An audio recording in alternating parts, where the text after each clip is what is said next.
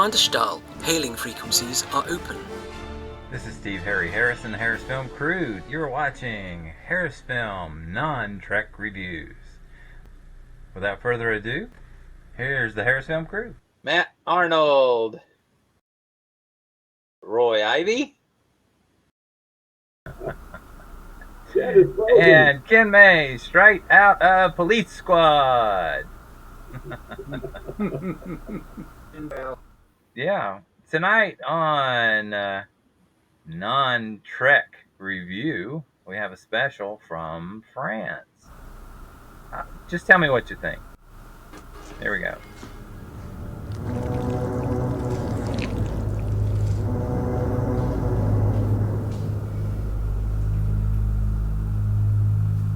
I didn't see a seat. Were you careful?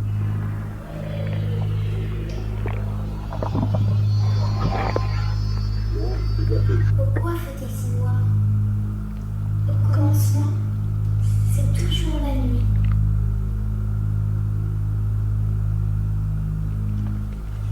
Qu'est-ce que c'est?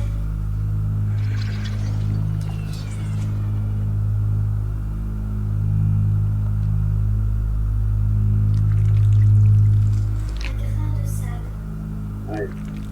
Yeah. C'est une trousse qui reste de mon vaste empire.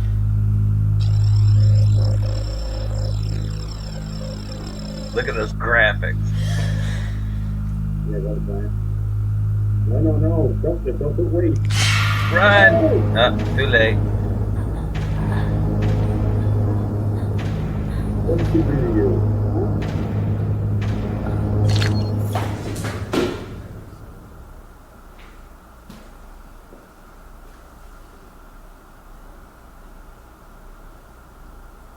Pourquoi fait-il si noir? Au commencement, c'est toujours la nuit.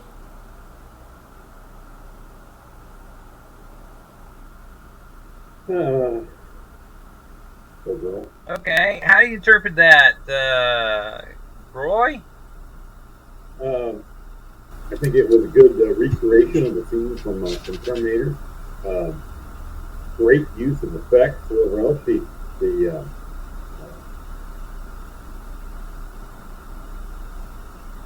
I forgot what they called the second Terminator. It's not a T-100, it's a T-1000. T-1000. But it might be the 1000. Was the policeman, and it was made out of liquid metal, who disguised himself as the child beneath her. And that's where he picked up her DNA or whatever else, and was able to take on her form, and he came up out of the child. You know. Right. And then they also did the killing the human with the extended finger of metal. So that was impressive. So I think it was all on target for a Terminator film, you know. So and as you noted, I don't know what they were saying in French, but right. It was a good scene, and it looked like something's going to happen, you know. Where else? But technically, it's wonderful. The acting too. She didn't have a chance to be horrified. It was just like, what's happening? Right. The thing, and I think she played it well, and she died well, you know. Yeah, so she did everything in canon that you would expect for a Terminator film. That was done very well. Matt, what did you think? I think they did a good job with it. The way the coming out of the floor like that, it's just like in the original movie. Mm-hmm. When the guy started coming up, she come up, and it's just like a normal Terminator deal. And I don't know how they did that, but they did a super job in doing that.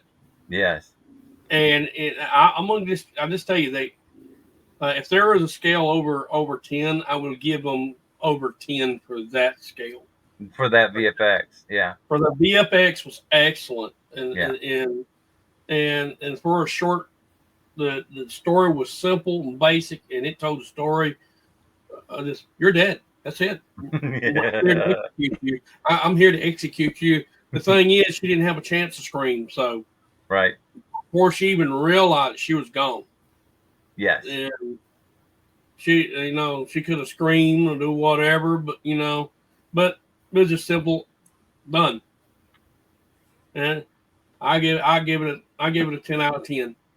How about you, Roy? 10 out of 10? I'm going to give it a 10 out of 10. Pretty close to a 10 out of 10 for every category for me, too. The one thing that I was surprised that it just starts. You know what I mean? I was surprised that it just starts without some kind of credits at the beginning saying, LyLuLe Creations presents or something like that. But I think that's the whole point, is that they're trying to make an ad, more or less. What do you think, Ken? A 9 out of 10. Mainly because it needed English subtitles, so we knew what was being said. Well, it's a French film. Yeah, but also it was a bit derivative. I mean, we've seen this scene before, and you have the abilities. You could have a different sequence of events, but utilize some of the same effects, and I think it would have been more impactful. Yep. In my case, I was expecting that it's too obvious, something's going to happen, and it's going to turn out that she's actually a more advanced Terminator, and she kills the T-1000. But that didn't happen, so it's like, okay, well, that left me kind of disappointed, In typical French art fashion, this is actually an anti-AI ad. This week, I talked to our friends in France, and I'll let them explain what it's about. People don't know that the AI is stealing the artist. Is killing them, stealing their creativity. Their creativity, their talent. The AI is learning, is copying, as the T-1000 made in Terminator 2, and after that, they lose their job, so they are done. They are killed. So it's very important to tell everybody that using AI has consequences. Right. In the long run, what you're doing is, even if you're not paying the artist, you are hindering an artist, a real live person, from being exposed to the public, who could do a better job probably than what you had on the AI. So they're limited by taking their voices or their images and making it so that these people don't ever get paid again, or they get paid a minimal amount of money for their voice or their image or both. And that's just wrong. Sure, I get paid, hundreds of dollars up front or thousands of dollars up front, but then you take my identity. So that's actually what the whole thing was about. It's an artistic statement that AI is killing people. It's killing your right to work as an artist. So laws should be changed so that if your voice gets used to train AI and then they use your voice samples later, you should get residuals for every project that your voice is used in. Absolutely. And that's part of the point, is that we need to change the laws everywhere, worldwide. Yeah. I mean, it's so like that, at the time they did the original Star Trek, residuals for an episode only covered like the first 3 or 4 times the show was rerun. Right. I think it was 2 reruns, something like that. Yeah. After that, there was nothing. Right. And especially with Star Trek, no one expected that it would take off the way it did. They thought that, it's going to be like most series. It's going to sink after a few years, and then no one will ever remember it. Right. Splash in the 30 pan. years later. Yeah, it's bigger than it ever was. Yeah. And the actors all said that, we don't get a dime. All these reruns, and we're not getting a dime. Yeah, we're not getting paid. And they ended up changing the laws on that. So now a lot of times actors will sign a residual contract so that every time it gets screened or streamed, they get a check. Even though it may only be a small check, with a lot of viewings, it adds up over time. Yeah, I've seen some of the checks that actors are getting. Is like, here's my check for this film for this week. It's 2 cents. Yeah, I think in the original Star Trek, I think Shatner once said something about he got 13 cents an episode for like the first 3 or 4 viewings, and then nothing. Right. That's why they called it residuals. Right. Very low. Well, right now the law is that if you use someone's image or voice who is dead, you don't even have to pay the estate. Yeah, okay. I know there was a commercial that came out a few years ago that this was actually before AI. They were just using Hollywood effects, right? And it was like a musical montage in which they put a lot of old actors that are dead, including John Wayne, into this ad, and a lot of people at the time, and I think this was in the 2000s, maybe even before that a lot of people got very antsy about it, saying, "Oh, this is just wrong." Did John Wayne's estate get paid for this? And right, our friends at LyLuLe Creative for You are saying, in case you didn't notice, the girl in front of the screen was a voice actor. Yeah. And she was dubbing The Neverending Story into French. That's why it was in French anyway. So we don't need subtitles. Speaking of which, I was just watching Tim Pool's show, and he played a clip. Somebody took a clip from his show, and they applied AI to it, and had them saying some of the most ridiculous things that you could imagine. And it looked real. I mean, it's like deep fake. Holy cow! I mean, one guy who knows them, he's the Phil Labonte. He's the lead singer of the heavy metal band All That Remains. He knows Tim. He sits across from him, and he said he thought that the AI version looked more like Tim's brother. But other than that, me looking at it, average viewer, I thought, this looked like him. But the things they were saying were so completely off the wall, insane.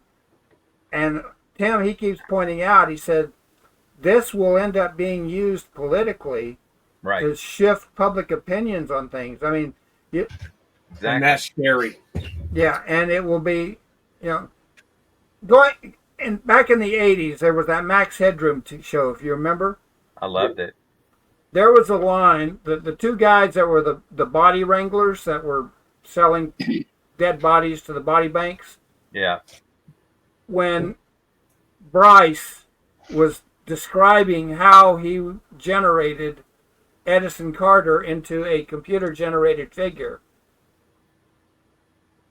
Mahler basically looked at it and said, interesting. You could have all your politicians in little boxes. Yeah, exactly. And it's like, that was prescient. No kidding. And this was way before AI. It's like, and the thing is, ironically, Max is supposed to be an AI. Yes. Well, we didn't call it that at the time, but that's exactly what he is. Yeah. Well, it's like the, Colossus the Forbin project. Okay, that was in, I want to say 1968, 69, something, around then. Colossus the Forbin project. If you have not seen it, seriously, dust it off. Go to YouTube. I'm pretty sure the whole thing's on YouTube now, and watch it, because even though there's super massive computers in a building, okay, the point is, this AI, whatever form it takes, is actually taking over control of the United States, the military, and everything. And since the United States was the preeminent military power at the time, they've just taken over the world. Yeah. And by the end of it, spoiler alert, the Soviets come on. Well, what it was is the our supercomputer Colossus joined with their supercomputer Guardian. Right, but as we were trying to take it formed offline, a new combined intelligence that just outstripped anything that the humans could do to stop them. Exactly. So that's what I mean. Then that was in the 60s. Okay, that was before we landed on the moon, if I remember right. Yeah, but the thing is that that's the on the nose, bang bang. You know, this is the danger of AI. Whereas what I was just describing is a lot more subtle because you won't even know it's happening. Yes. You'll see the president on TV say something, and you won't know that it was a completely computer-generated image. And that's exactly what these people are saying. And LyLuLe Creative for You is saying the same thing. It's creeping up. You're not paying attention. That's what the whole thing with the floor and the thing just popping up real slowly. I mean, a Terminator can just show up and kill you. Mm-hmm. Right? I mean, if you're just going by a Terminator lore, a Terminator could just, you're there and you're gone. You're dead. Splat. Okay. But that's not what happened. It crept up on our voice actress, observed what was going on, and then took over. Okay? So the voice actor was literally killed, and she took over, and apparently she either had somebody else in the room that didn't notice, you know, because it's a voice booth, right? Somebody else didn't even notice that was going on, or the person in the booth is already AI. See? I mean, it depends on how you want to interpret it. But you notice nobody said anything. Yeah. Nobody in the booth mentioned, hey, look behind you, or what's going on, or any of that. It's just everything's normal. And that's the way society is accepting AI right now. They've got all these cute little gimmicks where you can try these things out, and people will get enamored with it. And, oh, this is cute. This is fun. And it changed my voice to President Trump or whatever. And now you've got these stupid deep fakes that people just, you're not going to be able to believe the news. You could see Ukraine just disappear from the map and not know if it's real or not. Their perception of reality is going to be forever in doubt at some point, you know, because it's more real. And it's just like when before this was, you know, you could tell immediately, okay, that's fake. That's a deep fake. This is clip. You know, you can do a lot, you know, with just clipping. You're a filmmaker. You know how much you can fake as a filmmaker, just clipping things together and moving things around and voiceover and other things, making things look like they happened and they didn't that way. You know, you cut out the parts you don't want, whatever else, but you're reshaping it to make a film. But if you were reshaping it to change people's minds, I mean, just look how quick they can do it. You can kill somebody's reputation, you know, ruin it for life. You know, there's many nefarious purposes you can use AI for, you know. So, and the law is not keeping up. You know, I want to act, you know, whatever else, you know. So it's hard to put any price on that, because even if I'm not even sure if it should be allowed. You know, it's kind of hard. I don't know exactly where to come down on this, but you know, somebody else can sell their voice, but essentially, those people selling their voices eliminates mine. Exactly. It infringes on me. You know, because hey, you know, and I'll admit, you know, I'd like to see another John Wayne movie. You know, and I think it would be great. You know, we just got seeing our buddy, our pal, you know, William Shatner, you know, doing some AI stuff and some augmented reality things. Right. And he has some involvement in that, you know, so that's good. So he's getting paid for that, you know, but he's also not authorizing carte blanche on his appearance and his voice. it's project by project, and he refuses to do that while he's alive. But his estate. His estate can do it. Yeah, and that's another problem too. Is that and he advises them to do it, but your estate. It's a really tricky situation. Yeah, your estate will look after your interest for the first generation, but by the time you get to the second generation or the third generation, yeah, nobody cares. Yeah, they don't care. They see money. You're a cash cow, It's like, right. Oh, you want to put my great granddad in this video advertising OnlyFans? Yeah, give me that check. It's like, holy cow! How disrespectful would that be to your grandfather or your great grandfather's memory? Right. And they'd be rolling over in their grave if they knew that what you were making money by selling their likeness for. Exactly. I mean, the music industry is even already getting hit with this. You look at how what would happen if Bing Crosby comes out with a new record, whatever else. That's crazy. As a fan of different things, you wouldn't mind seeing that, whatever else. Right. What's the price for that, and how dehumanizing that is, A lot of people would like to see a new Beatles record, but not made by AI, okay? And that's why that big hullabaloo happened when they said, we're using AI to... Nobody wanted to hear the rest, okay? Beatles, AI, no. We don't want to hear the rest.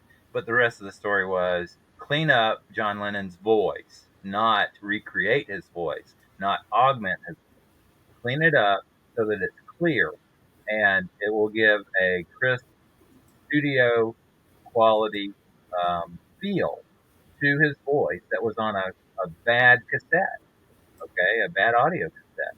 And when they cleaned it up and they made that final Beatles song, I mean, that's fantastic. That's the way to use AI. Use AI to enhance your VFX, not to create them. Use your AI to enhance your video edit, not create a video. See what I'm saying? And people are using AI because I want to make a movie and I don't know how to do it. Okay, get with people and do it right. This AI trick it's a gimmick, and the gimmick is learning. And once that gimmick learns, your actors, directors, writers. I mean, hello, you're talking to Chat. I talk to Chat GPT all the time. God only knows what they're doing with that. Well, this can completely destroy the film industry. That's one reason why they, the whole strike business, was over AI rights, whatever, and getting paid for that and not giving up your personal rights, ever, whatever else. And it's like, and you throw AI into it completely, whatever else, you can have a full-on actor do it. You can, it also eliminates everyone else. The guy behind the camera, almost everything. A lot of these people even think they need to pay for the right to use the image because they've already paid. They've already paid people for that. Gone with the Wind, train it with Gone with the Wind, train it with, the Terminator, this, that, and all those forms have already been paid for. Yeah. Citizen Kane. It's not listed. Technology isn't listed, so it's boom. It's all those things. Yeah. And look, you're even eliminating physical jobs. You can eliminate all sets. Because they'll all be augmented sets. It'll be creating a movie. At your computer by what you type. Exactly. That's what I was saying. At some point, you don't even need the guy to type. Right. It's voice you now. Just throw out some vague thing. Yeah. Star Trek 15. Yeah. Okay, boom. I think they'll do the entire thing. Yeah. You got your Star Trek connections. In this particular case, AI has a Trek connection, just like to a lot of other sci-fi. We've been warned, okay? M5 failed. M5 killed people. Well, Terminator, for example. Obviously Movie Terminator. A warning. And how many times has the timeline been changed with Terminator? You know, And I hear something else. it still keeps coming back. Even in the Battlestar Galactica renew, the Cylons. That's also even in that Cylons wasn't created by man, right? But in this version, it was.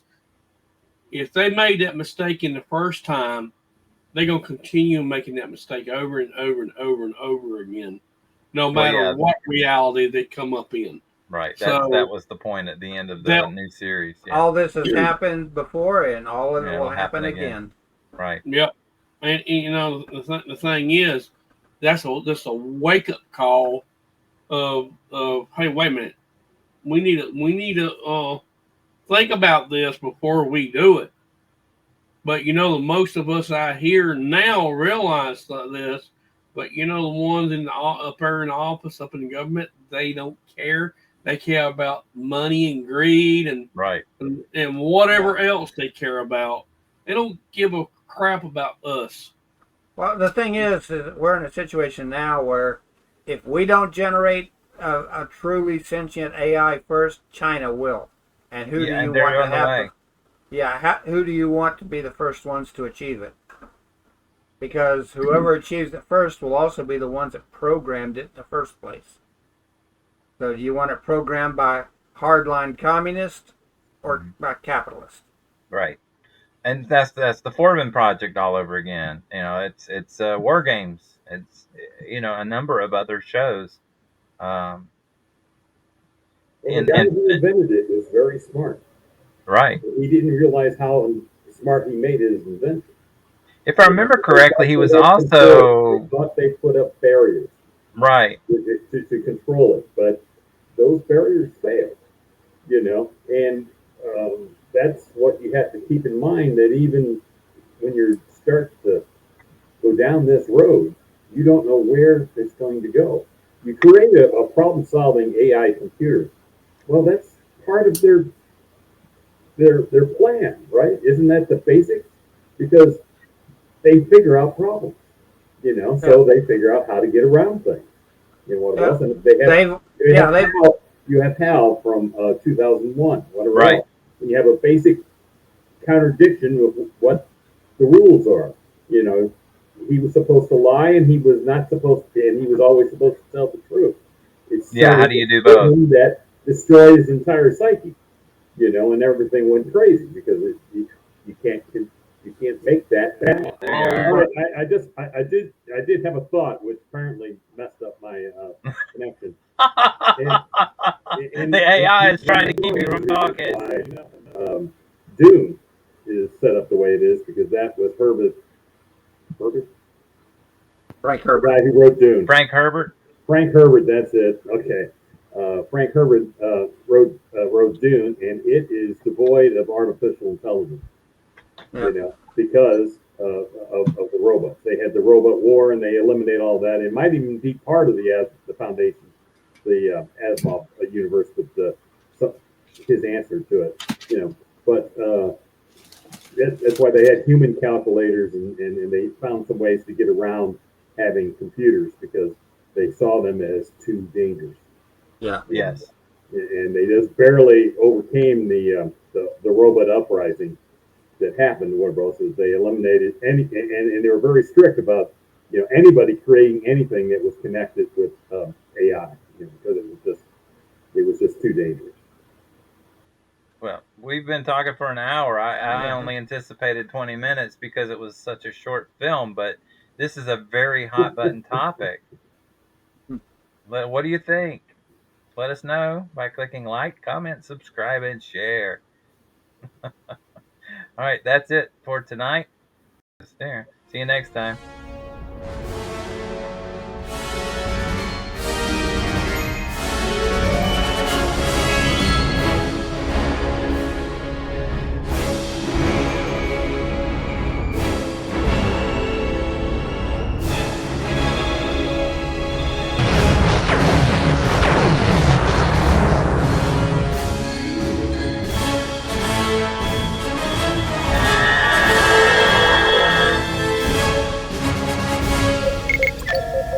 hailing frequencies are closed.